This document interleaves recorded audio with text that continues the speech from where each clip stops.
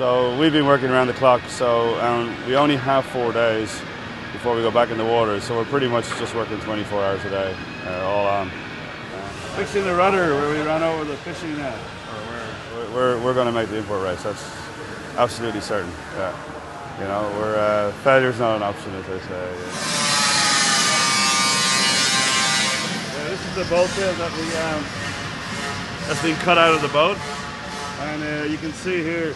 This is part of the temporary repair that the boys did at sea. They basically relaminated the whole thing. You can see that fresh tape all the way around. But when they got going the second time, it broke again.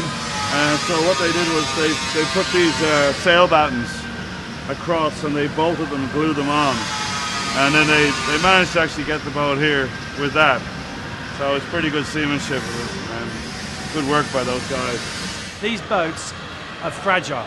It's like taking a Formula One race car out on the road. If you hit a bump going 100 miles an hour, you'll break it. So these boats all can be broken. It's how you use them.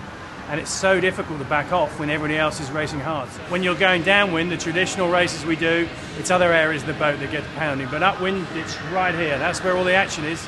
When you're sitting on this toilet, right behind the problem, this toilet, you're sitting there in very benign conditions. It's a violent motion. You can't stand up here. No way. You wouldn't be able to sit down there without being thrown around.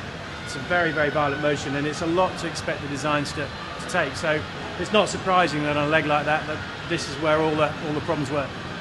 The design's been looked at and checked. The materials they've got are superior. You can feel now the heat in here. The boat's being cooked up to a temperature which will allow the resin to reach a better strength. You know, there's no water. We were working in pretty difficult conditions.